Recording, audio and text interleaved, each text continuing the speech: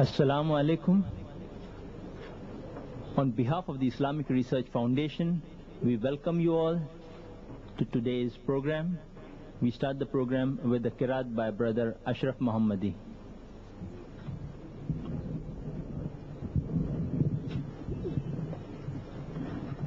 Assalamu alaikum wa rahmatullahi wa barakatuh. أعوذ بالله من الشيطان الرجيم. بسم الله الرحمن الرحيم. الذين يأكلون الربا لا يقومون إلا كما يقوم الذي يتخبطه الشيطان من المس، ذلك بأنهم قالوا إنما البيع مثل الربا وأحل الله البيع وحرم الربا،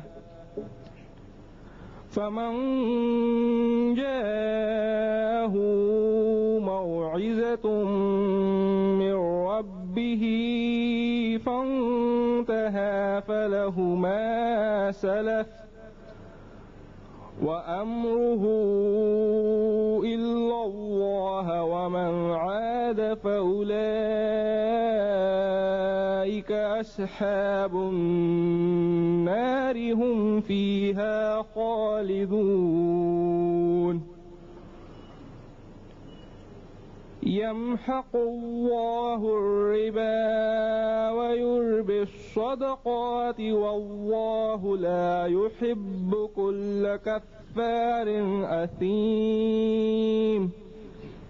إن الذين آمنوا وعملوا الصالحات وأقاموا الصلاة وآتوا الزكاة لهم أجرهم عند ربهم ولا خوف عليهم ولا هم يحزنون. يا أيها الذين آمنوا اتقوا الله وذروا ما بقي من الربا إن كنتم مؤمنين، فإن لم تفعلوا فأذنوا بحرب من الله ورسوله، فإن لم تفعلوا فأذنوا بحرب من الله ورسوله، وإن تبتم فلكم رؤوس أموالكم لا تظلمون ولا تظلمون. وإن كان ذو عسرة فنظرة إلى ميسرة وأن تصدقوا خير لكم إن كنتم تعلمون. صدق الله العظيم. I seek refuge with Allah from Satan, the accursed. In the name of Allah, most gracious, most merciful. Those who devour usury will not stand except as stands one whom the evil has driven to madness by his touch. That is because they say, trade is like usury. But Allah has permitted trade and forbidden usury.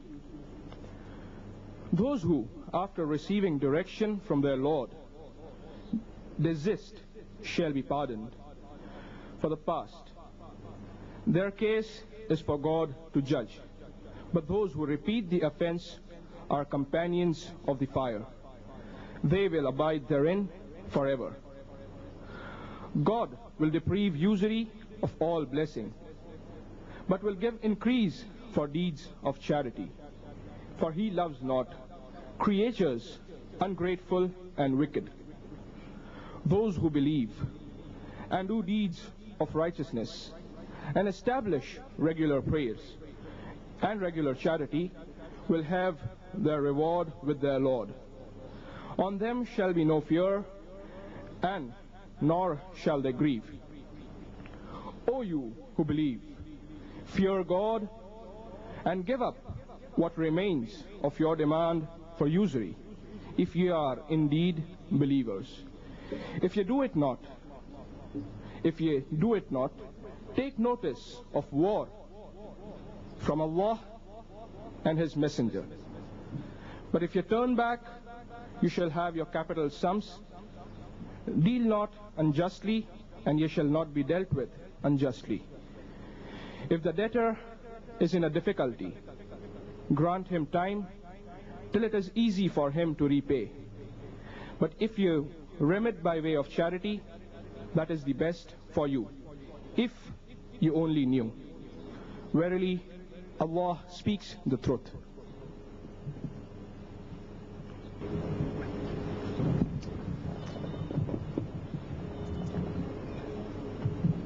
Assalamu alaikum. Those who have come in a bit later, I welcome you all to today's program once again. Economy has played a very important role for people, especially in terms of social justice as well as social welfare and its connection to problems and solutions to mankind all over the world. In this context, we at the Islamic Research Foundation, dealing on various topics where there has been a great rethinking going on internationally, like women's rights, human rights, and various kinds of social justices and systems. Economy is under close scrutiny as far as total solutions are concerned, because many of the international organizations like the World Bank and those of leading economists of the world have been after pursuit of total solutions, because at present what systems are going on in the world, they have been fraught with certain problems and inadequacies which, because of administrative excellence, have been covered up to quite an extent. In this view, some people have been studying and have come forward to analyze Islamic economics. One of the main key points of Islamic economics is interest-free and its relevance to society and success of society today. To speak before you all, we have today, once again, Dr. Zakir Naik on the topic interest-free economy promulgated by the Quran. He'll basically be talking on the principles, and we will have a question-answer session after that where we review the implementation. There are two factors which come into play when we study any system. One is the basic principle or the program, and the second is how you're going to implement it.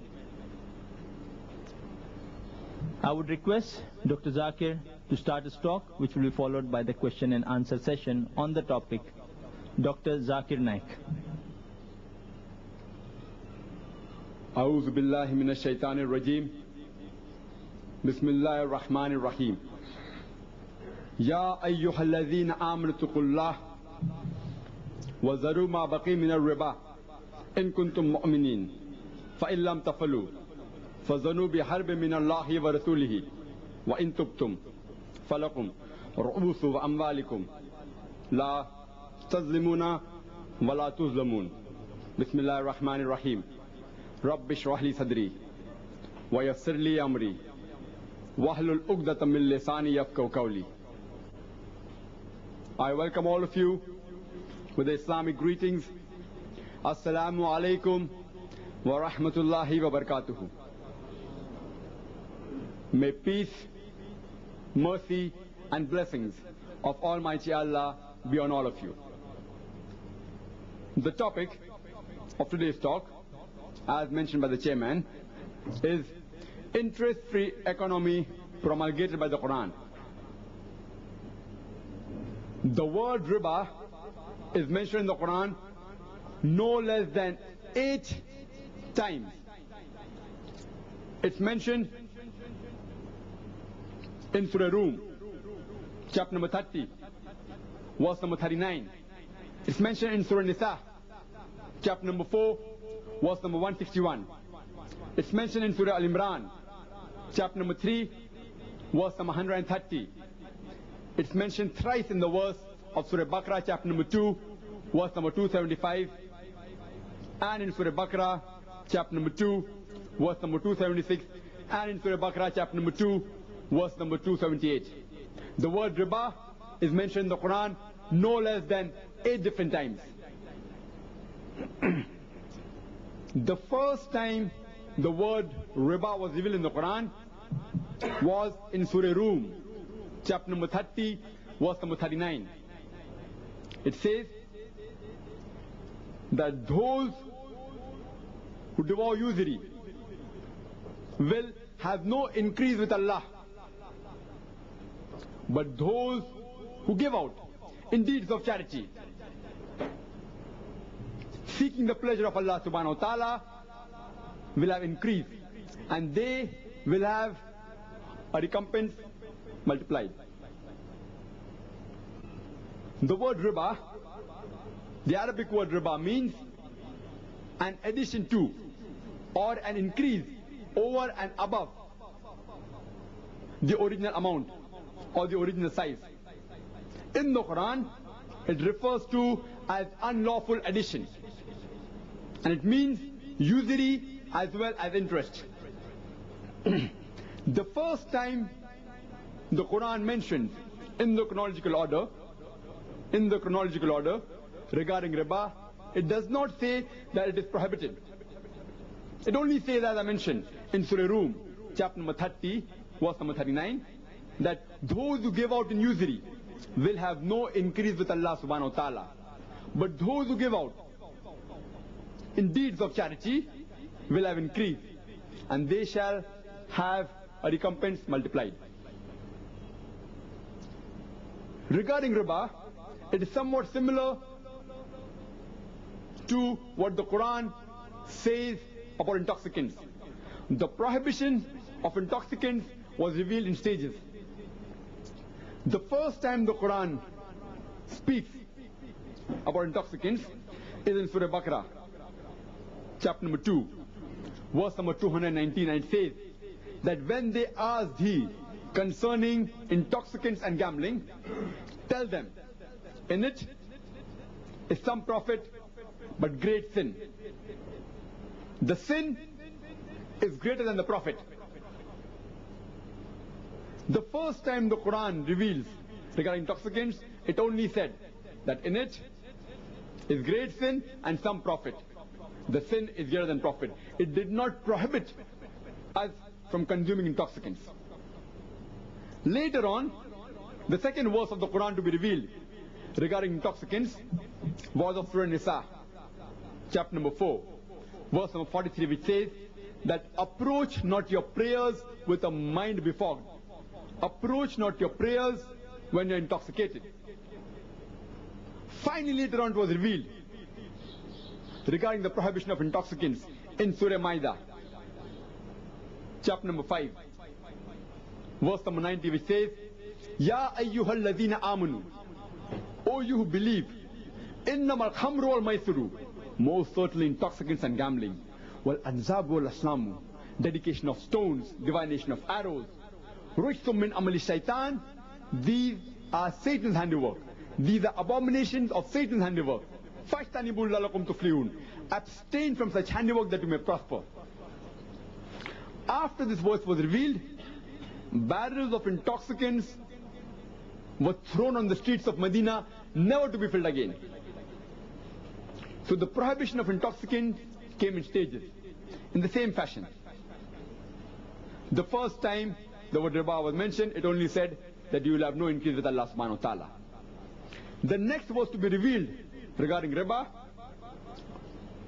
was from Surah Nisa, chapter number 4, verse number 161, which says that for the iniquities of the Jews, we made for them unlawful certain foods which were good and wholesome and which were lawful to them, because they hindered many from Allah's way, and they took usury which had been forbidden to them, which had been prohibited to them. So certain food which is mentioned in the Quran, that is meat of camel, of sheep, of goat, fat of the ox, of the hare, these particular things, the meat of the camel, the meat of the rabbit, and the meat of the hare, and the fat of the ox, the sheep, and the goat, though it was good and wholesome, had been prohibited to the Jews, because they hindered many from Allah's way, and they took riba, they took usury, they took interest, though it was prohibited to them. Later on, the Quran says in Surah Al-Imran, chapter number 3, verse number 130, which says, Ya ayyuhalladhina amanu, O you who believe, La taqulu riba, devour not usury, ad'afam, muda'afatan, doubled and multiplied. O you who believe, devour not usury, doubled and multiplied, but fear Allah that you may really prosper. Here the Quran says that devour not usury, doubled and multiplied, but fear Allah that you may really prosper. But some of the Muslims may argue that the riba mentioned in the Quran only refers to usury, somewhat similar to what the money lenders, when they gave loan to people and they took an exorbitant amount. Quran prohibits usury, but Quran does not prohibit interest, which the modern day banks take. Let's analyze what's the meaning of usury and what's the meaning of interest.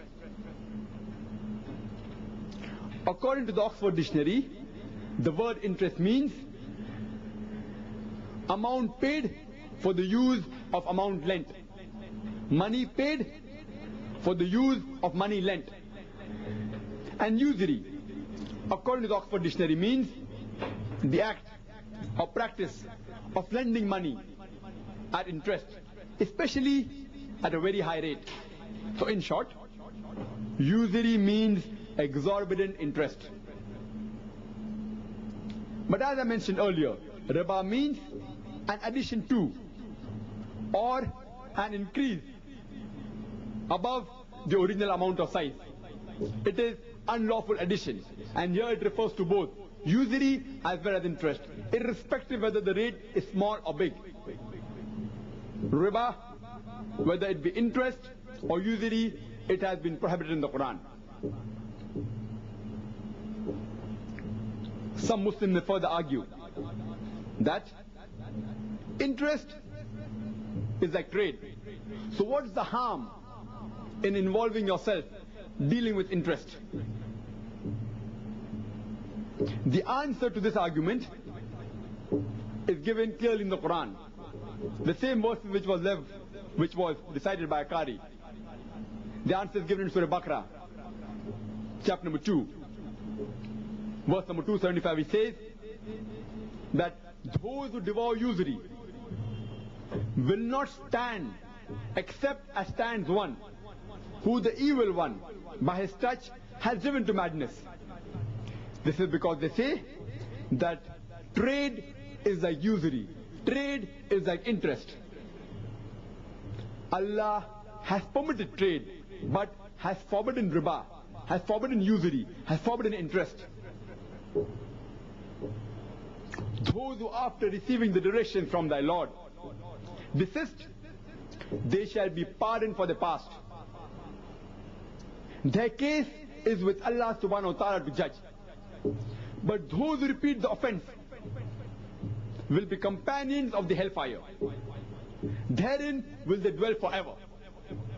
The Quran clearly states that Allah has permitted trade but has forbidden interest and riba. And those who involve themselves in riba, that is usury or interest, will be companions of the hellfire, and therein shall they dwell in forever. The verse continues. The next verse of Surah Baqarah, chapter number 2, verse number 276 says, Allah will deprive riba, Allah will deprive usury of all its blessings, and will give multiple increase for deeds of charity. Some Muslims may further argue that the riba mentioned in the Quran refers to riba istilaq. That is when a person gives a loan to another person to purchase his basic necessities, to fulfill the basic demands of life. If a person gives loan and then charges interest on such loan, this sort of riba, which is called as riba istilaq, has been prohibited. The other sort of riba, the other interest which the modern banks take, interest giving on loans for doing business, this the Quran does not prohibit. Let's analyze what the Quran has to say. I start my talk by reciting a few verses of the Quran. I recited the verse from Surah Baqarah, chapter number 2, verse number 278, which says, Ya ayyuhallazina amanu taqullah, that O you who believe, fear Allah. Wazaru ma baqi min ar-riba, and give up your demands, and give up your demands of riba, that is usury or interest. In kuntum mu'minin, if ye are indeed believers. Immediately after this verse was revealed, our beloved Prophet Muhammad, may peace be upon him, he said that I am the first person to let go, to nullify the interest which is due to my relative Hazrat Abbas bin Abdul Muttalib, may Allah be pleased with him. Previously, in the pre-Islamic Arabia, there were two types of business that was done. One was the Mudariba system, that is, a person gave loan to a Mudarib, to a businessman, to a person who's doing trade, and whatever profit that businessman had, it was shared between the person who gave loan and the businessman. And the second type was money was given to a businessman and a fixed interest was charged on that money. When the Muslims say that the riba which is prohibited in the Quran refers to riba istilaq, that is interest on loan givings to basic necessities, like for purchasing food, for purchasing clothes, the basic requirements, such type of riba has been prohibited. The moment the verse of Surah Baqarah chapter number 2, verse number 278 was revealed, which said that give up your demands of usury, give up your demands of riba, give up your demands of interest. Our beloved Prophet Muhammad, may peace be upon him, he was the first to nullify, he was first to let go the interest that was due to his relative Hazrat Abbas bin Abdul Muttalib, may Allah be pleased with him. No logical person, no logical Muslim can say that the beloved relative of a prophet, Hazrat Abbas bin Abdul Muttalib, may Allah be pleased with him, he gave loan to poor people for basic needs and in return charged interest, just like what the Jews did. But natural, Hazrat Abbas bin Abdul Muttalib, may Allah be pleased with him, he gave loan to businessmen to do business, and on that he charged a fixed interest. After this verse was revealed, whatever interest which was due to his relative was let go. And but natural, all the Muslims of that time, whoever involved themselves in interest, let go whatever interest amount was due to them. The next verse, immediately after this verse, is of Surah Baqarah, chapter number 2, verse number 279, which says, after it says, Ya ayyuhalladhina amanu tuqullah, oh you believe, fear Allah. Wazaru ma baqi min ar-riba, and give up what remains of a demand of usury. In kuntum mu'minin, if you are indeed believers. And the next verse says, فَإِن تَوَلَّوْا, but if you do it not, فَظَنُوا بِحَرْبٍ مِّنَ اللَّهِ وَرَسُولِهِ, take notice of a war from Allah and His Rasul. وَإِن تُبْتُمْ, but if you turn back. وَإِن تُبْتُمْ, but if you turn back, you can have your capital sums. The Quran clearly states that if you do not turn back from riba, take notice of a war from Allah and His Rasul. Imagine, the Quran also mentions that intoxicants are prohibited. Gambling is prohibited. But nowhere does the Quran say that though consuming intoxicants is a major sin, it does not say that if you consume intoxicants, Allah and His Rasul will wage a war against you. Neither do you indulge. If you indulge in gambling, will Allah and His Rasul wage a war against you. But here specifically the Quran says, if you involve yourself in interest, Allah and His Rasul will wage a war against you. I want to know that which Muslim today in the world today can challenge Allah and His Rasul for a war. I want to know which Muslim, which human being today in this world can challenge Allah and His Rasul for a war. If you involve yourself in interest, in usury, you are challenging Allah and His Rasul for a war. And the next verse of Surah Baqarah, chapter number 2, verse number 280 continues, that if the debtor is in difficulty, give him time to repay until it is easy for him to repay. But if you give it in deeds of charity, that is best for you. Regarding riba, the prohibition has also been mentioned in several hadiths. It is clearly mentioned in Sahih Bukhari, volume number 6, chapter number 48, 49, 50 and 51. That is hadith number 64, 65, 66 and 67. The first three hadiths, that's hadith number 64, 65 and 66 of volume 6 of Sahih Bukhari, says that Hazrat Aisha, may Allah be pleased with her, she narrated that after the last verses of Surah Baqarah was revealed to Allah's Messenger, may Allah be pleased with him, may peace be upon him, he went out and repeated that in the mosque and prohibited the trade of alcohol and liquor. And the last hadith, hadith number 67, says that the hadith was narrated by Ibn Abbas, may Allah be pleased with him, that the last verses of the Quran to be revealed were verses prohibiting riba. These 7 verses, that is from Surah Baqarah, chapter number 2, verse number 275 to verse number 281, were the last 7 verses of the Quran to be revealed. And immediately after the revelation, a few days later on, our beloved Prophet, may peace be upon him, he expired. That's the reason that the companions did not have much time to know the minute details of the implication of the Sharia. And it's mentioned in the commentary of Ibn Qasir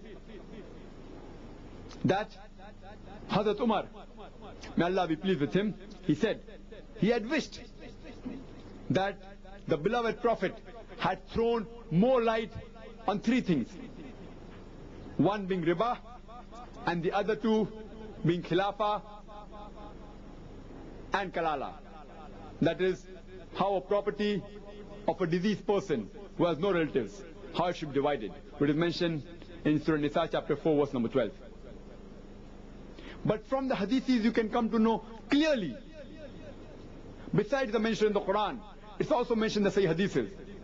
If you read the index, that is the glossary of Sahih Bukhari in volume 1, under the topic of riba, it is said riba is of two types.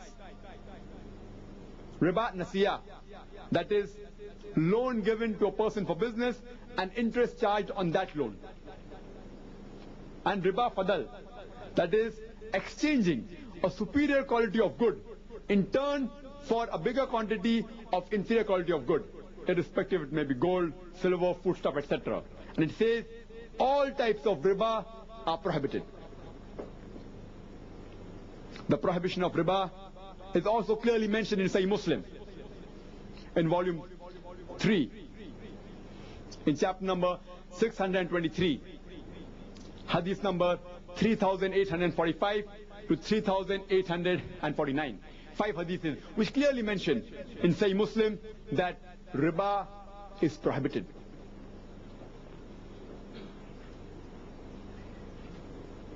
Let us analyze what are the objectives of the Islamic economic order. Why does Quran promulgate an interest-free economy? There are basically 4 objectives for an interest-free economy promulgated by the Quran. The first is the economic well-being within the framework of the moral norms of Islam. The second is universal brotherhood and justice. The third is equitable distribution of wealth.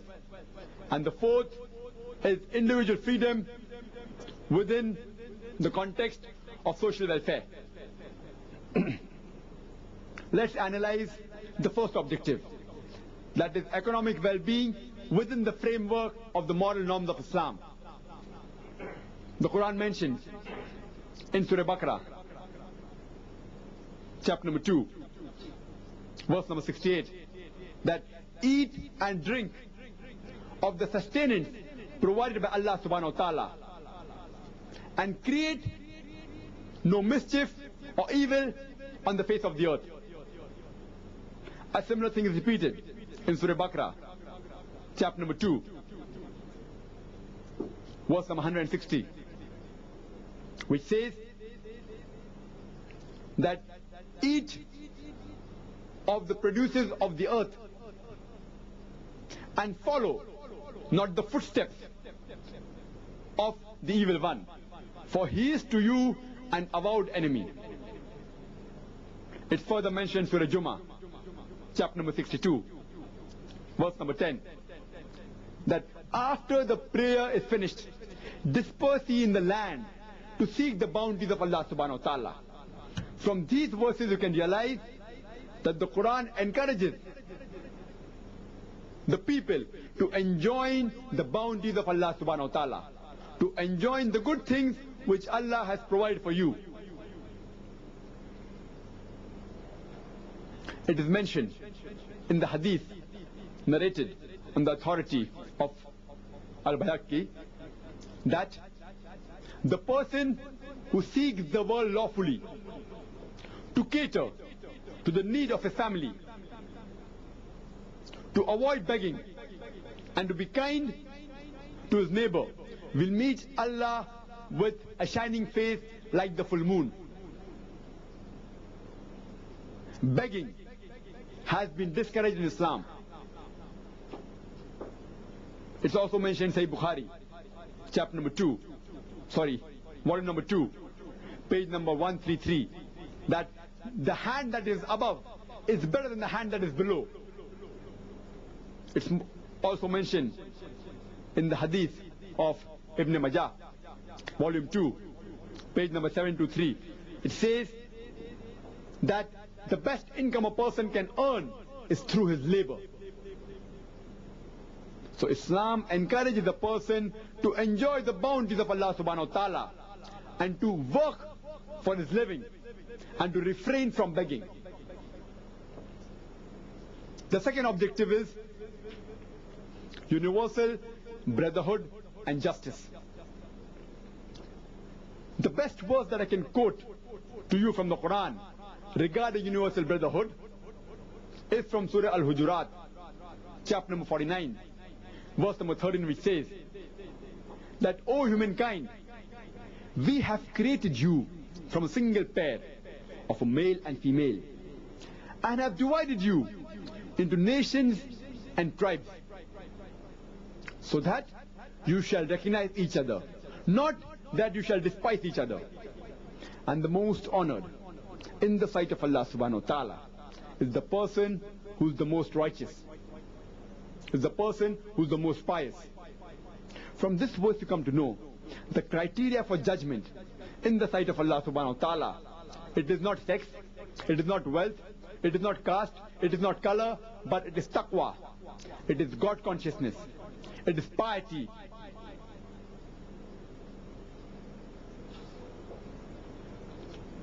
Further, we also come to know that during the speech of the farewell pilgrimage of Hajjatul Wida, our beloved Prophet Muhammad, may peace be upon him, he said that no Arab is superior to a non-Arab.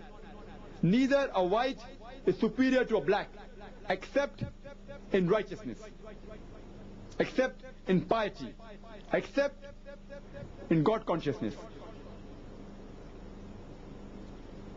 The best words that I can quote from the Quran regarding justice is from Surah Nisa, chapter number 4, verse number 135, which says that, Ya ayyuhal ladhina amanu, O you who believe, stand out firmly for justice as witness to Allah subhanahu wa ta'ala,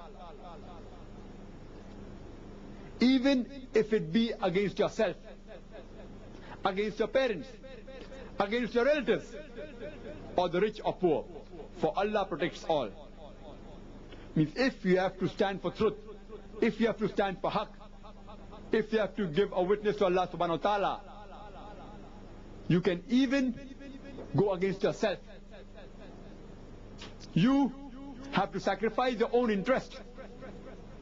You can even go against your parents, against the relatives, or irrespective whether the person who you are going against is rich or poor. You have to stand firmly for justice as witness to Allah subhanahu wa ta'ala.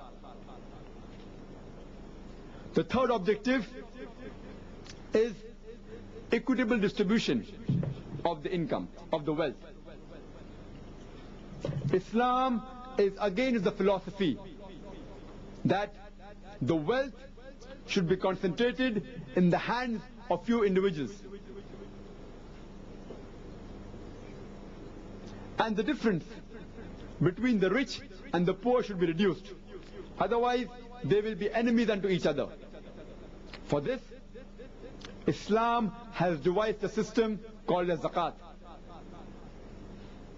that every Muslim who has a saving, who has a wealth of more than the nisab level, more than the minimum wealth required, he has to pay 2.5%, 1/40th of that wealth every lunar year to the poor people. And the categories to whom zakat can be given has been clearly listed in the Quran in Surah Tawbah, chapter number 9, verse number 60, which says that zakat can be given to a fuqara, to a person who is poor. It can be given to a masakin, a person who is needy.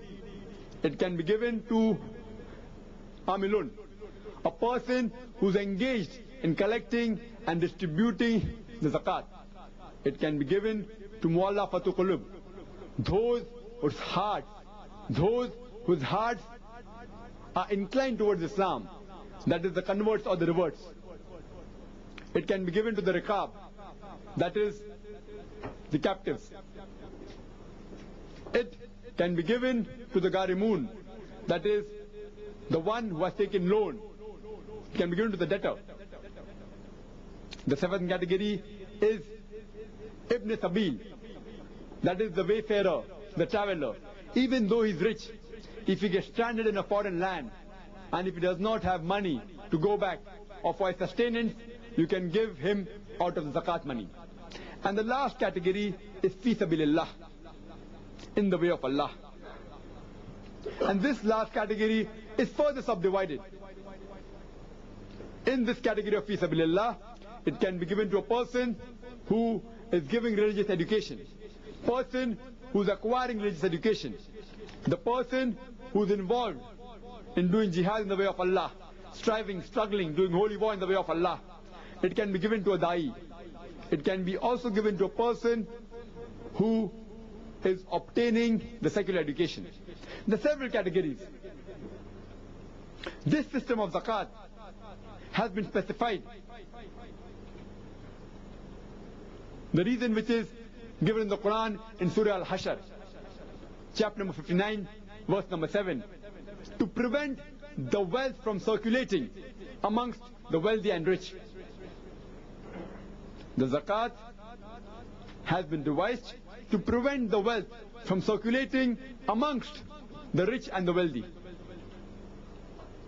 If every individual in this world practices the system of zakat, there will not be a single human being who will die of hunger in this world.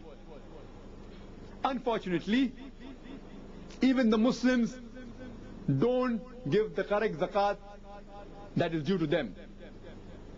They may give part of it, only a small percentage.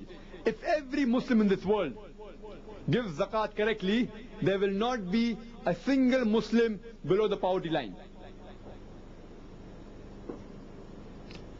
Islam teaches that to find lawful employment to the person who is unemployed and to give him a good remuneration for the work he does.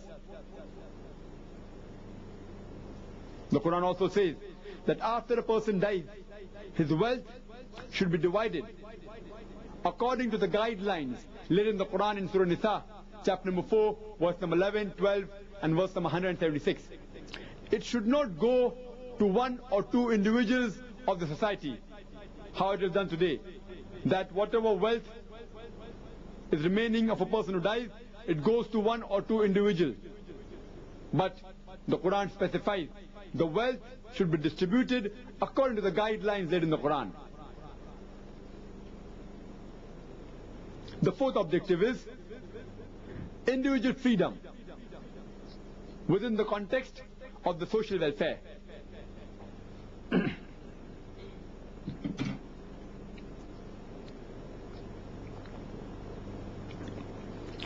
According to Islam, a man is born free. No one, not even the state, can abrogate his freedom, nor subject his life to strict regimentation. Every individual is free as long as he does not overstep his freedom, as long as he does not harm the society. Because in Islam, the larger welfare of the society takes precedence over the individual freedom.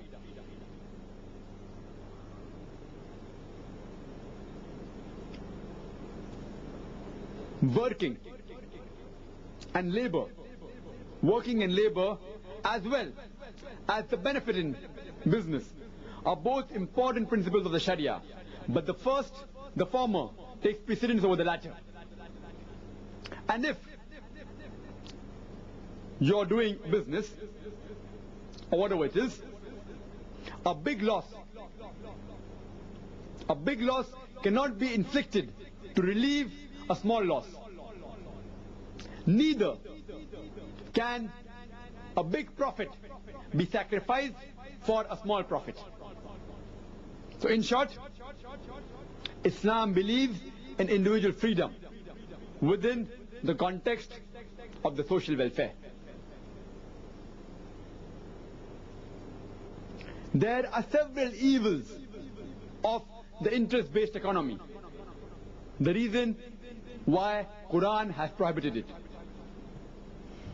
For example, if a person takes loan from the bank and say the cost price of a particular article is 100 rupees. He wants 10 rupees profit on that article.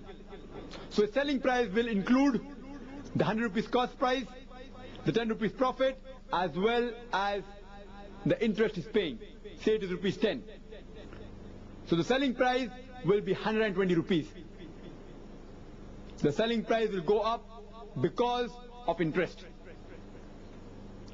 If the selling price goes up, but natural, the demand comes down. When the demand comes down, the supply goes down. When supply goes down, but natural, the production comes down. When the production comes down, there is retrenchment and there is labor problem.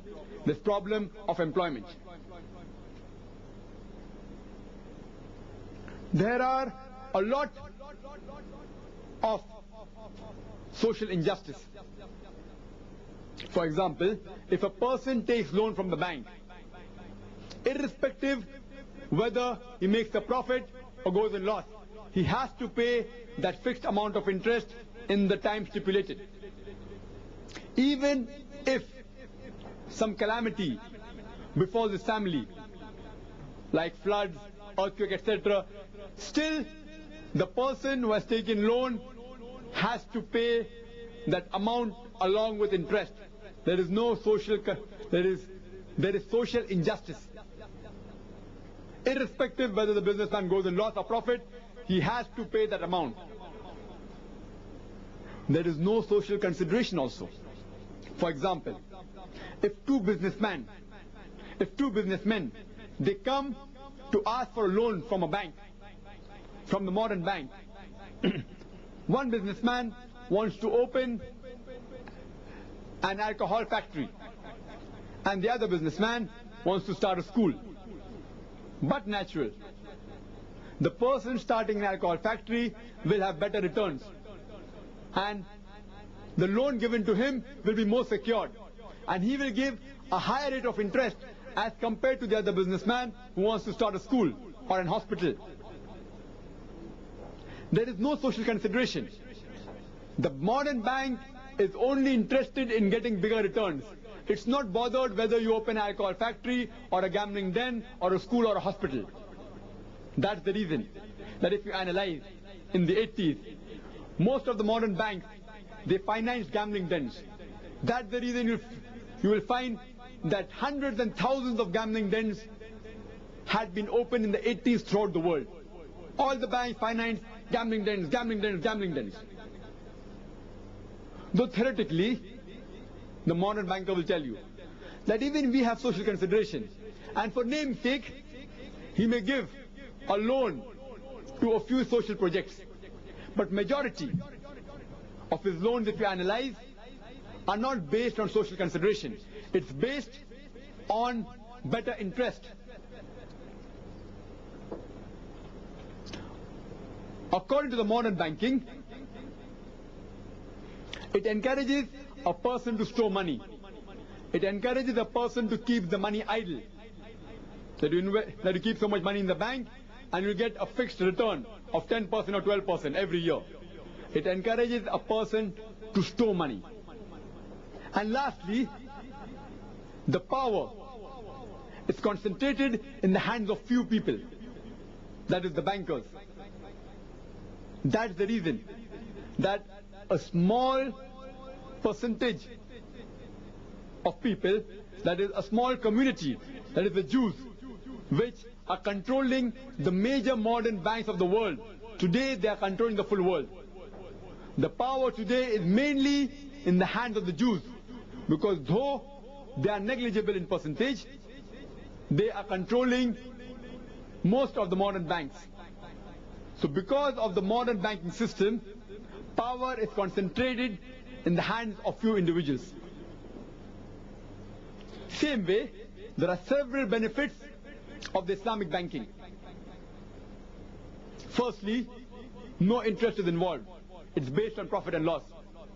So if a person wants to sell his good, it will only have the cost price and the profit. Instead of 120 rupees, his selling price will be 110 rupees. If the selling price comes down, the demand increases. If the demand increases, but natural supply increases. Supply increases, the production increases. And but natural, there is more labor for the people. And it encourages the people to work and to strive. It encourages a people to earn the living. It has social justice. That if a businessman takes a loan, if he goes in loss, the loss is shared by the bank. If he goes in profit, the profit is shared by the bank. And if he takes a loan, and if certain calamity befalls him, but natural, the Islamic bank gives him more time to repay, not like the modern bank. The more later you pay, you have to pay a bigger penalty. In the Islamic bank, they give more time. And many a time, if they find the situation very bad, they also let go of that loan. There is social consideration. You cannot give loan to any businessman who is doing any activity against the Islamic Sharia.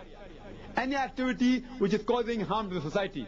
For example, if a businessman wants to open an alcohol factory, and if he approaches an Islamic bank, irrespective, even if the businessman says, I will give you 100% of my profit, still the Islamic bank will not give a single pie loan to that businessman because he wants to start a project which is harmful to the society, which is against the Sharia. So in the Islamic banking, there is social consideration. And they encourages more. The Islamic bank, they encourage more of the projects which are beneficial to the society. For example, building of schools, building of hospitals, building of nurseries, etc. In short, the Islamic bank encourages the society to improve. In Islamic bank, you aren't encouraged to keep your money idle. You're encouraged to invest your money and be a partner in the business. And lastly, the power is not concentrated in the hands of a few individuals. Because here, the profit and loss is shared by the businessman, by the banker, as well as the depositor. The power is shared equally between all the people. It's not concentrated in the hands of the few people.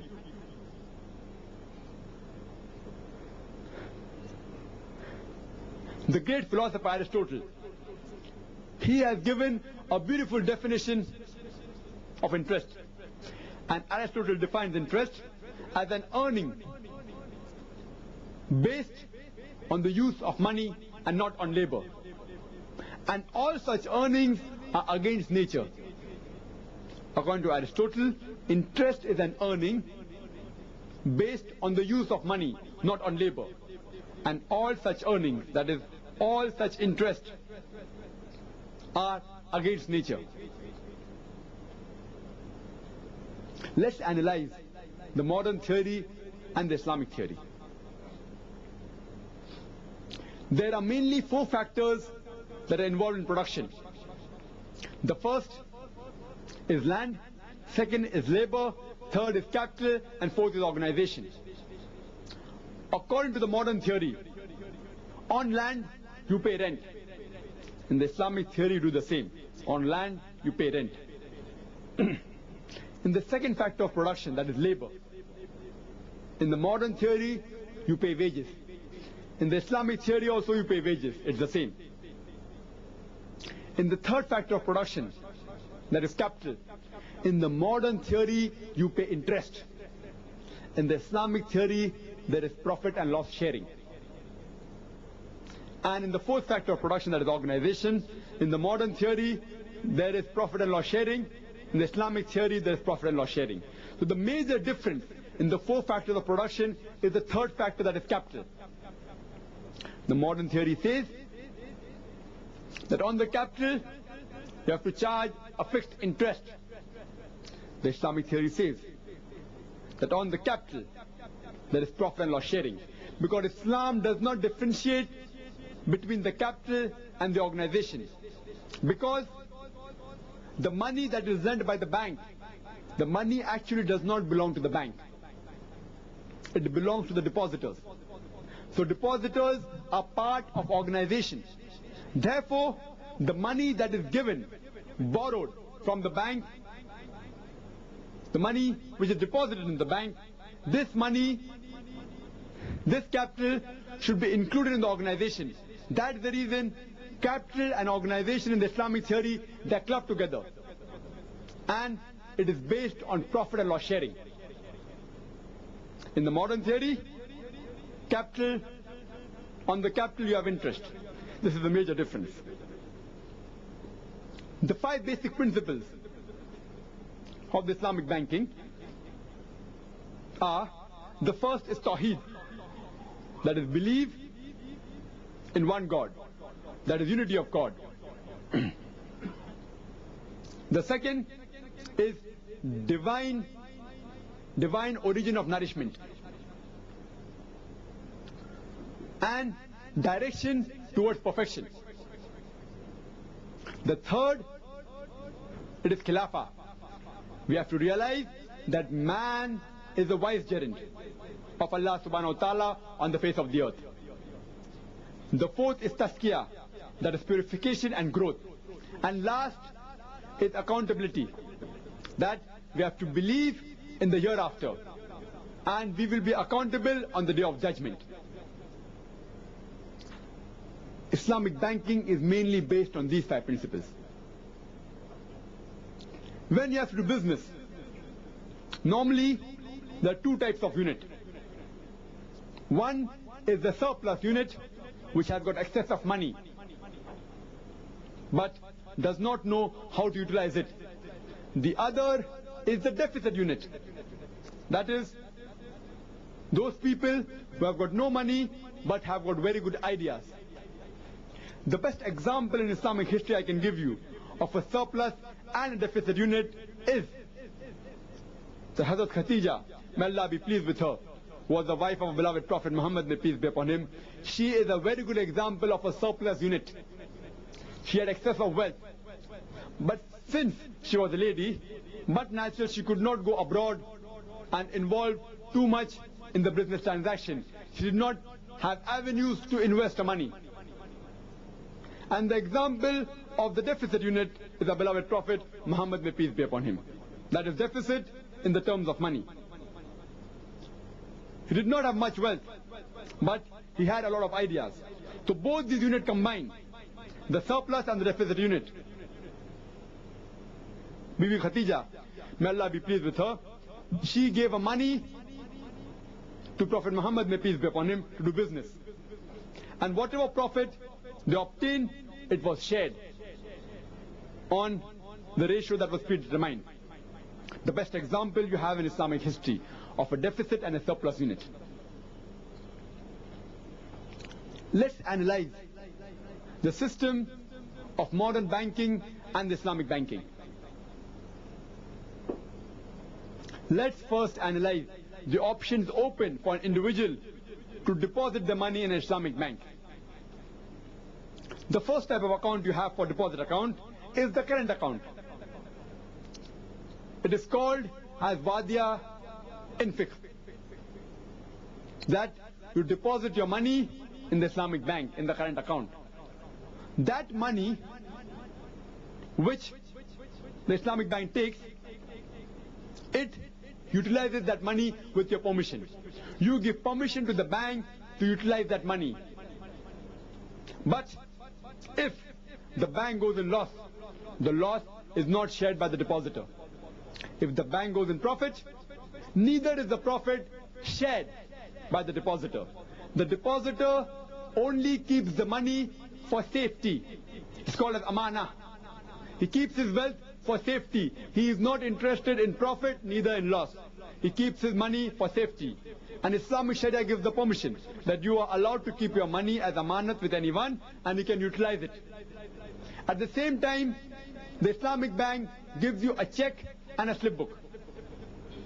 But naturally, with the checkbook, you can withdraw money whenever you want, and with the slip book, you can put in money whenever you want, similar to the modern bank. Coming to the second type of deposit account. It is a savings account. In the savings account, here also, the depositor is mainly interested in the safety of his money. He is not interested in profit and loss.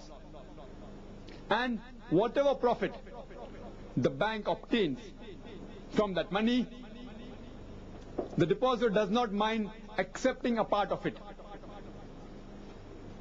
The Sharia says, whatever profit you obtain from a business, you have a right to give a part of it as gift, a part of it as gift to anyone. It's called a sadaqah. You can give a sadaqah. So here you deposit your money in the Islamic bank, and whatever profit the bank makes, the bank gives you a portion of the profit. But you cannot demand a fixed amount of profit. It's not allowed in Islam. Whatever the bank gives, you have to accept it. And the remaining profit, it's considered as you have given it back to the bank. You have a right to give back your profit to whoever you wish, according to Islamic Sharia. So these two accounts, the current account and the savings account, the depositors are mainly interested in the safety of the money. They aren't interested in profit. The other type of account that you have are the investment accounts. Or in the modern banks, they are similar to the fixed deposit account. And this are further divided into several types. In the Islamic system, the Islamic banking system, you have the mudaribah, which means profit and loss sharing. That the person, the depositor, keeps an amount for a fixed period of time. The period of time may be multiples of 3 months. It can be 3 months, it can be 6 months, it can be 9 months, it can be 12 months. This example I'm giving you of the Islamic banking is based on the Islamic banking in Malaysia. The best banking that you have today, the Islamic banking you have today in the world, is the Malaysian banking. There is no better Islamic banking anywhere in the world than the Islamic banking followed in Malaysia. In the other countries, they partly follow Islamic banking, partly they don't. But the 100% system, which I have in my knowledge, the only country which is following 100% to the minutest detail is in Malaysia.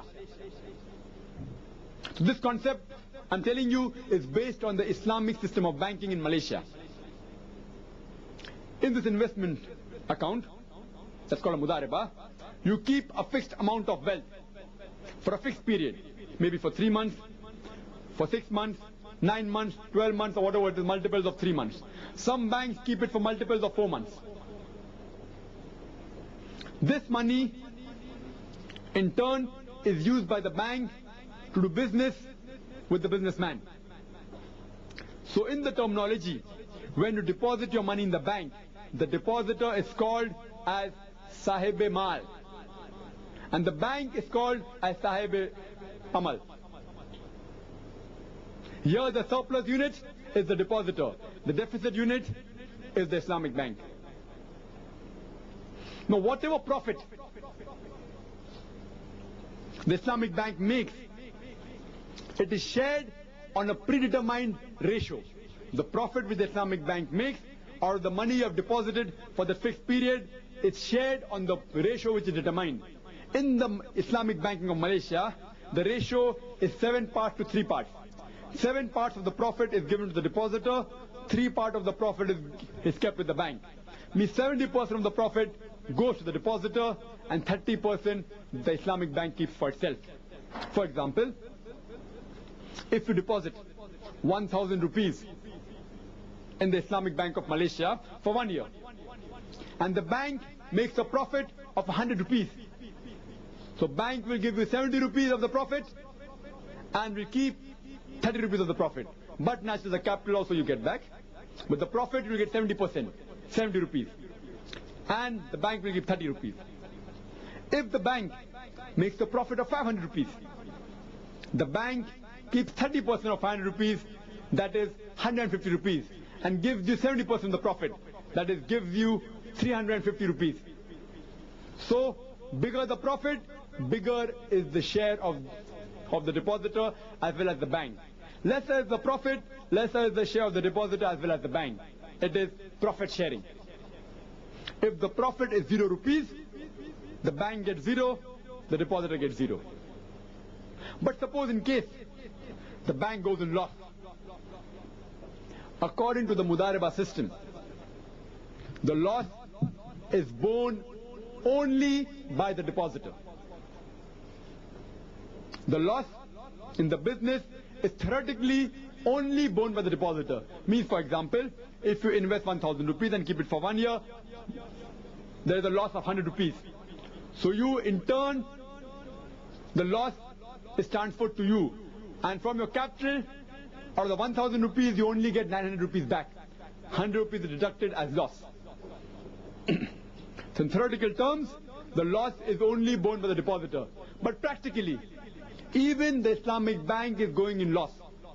Because, but natural, they are paying the money for the administration, for the rent, for the salary, which is not taken into account. So, but natural, even the bank is not going scot-free. Even the bank is sharing a loss, though it is a lesser percentage as compared to the depositor. This is the system in the Islamic banking. Now let's come to the project financing. Suppose a businessman, he wants a loan. He wants money from the Islamic bank. The first system is the Mudareba system. That is, a businessman comes to the bank and says that I have a project of 6 months. And this project requires 50,000 rupees. At the end of 6 months, I will get a return of 1 lakh rupees. That is 50,000 rupees profit. Is the Islamic bank willing to give me 50,000 rupees for 6 months? But naturally, the Islamic bank analyzes the business, what sort of business is doing, is the business viable, what is the profit return, etc., etc. Then the Islamic bank and the entrepreneur and the businessman, they sit across the table and they finalize the ratio of profit that they should share. Say, for example, the Islamic bank says, I will take 3 parts of the profit, the businessman gets 2 parts of the profit. Means 60% of the profit, whatever the businessman is making, will go to the Islamic bank, 40% will go to the entrepreneur, to the businessman. The deal is fixed, it can be negotiated.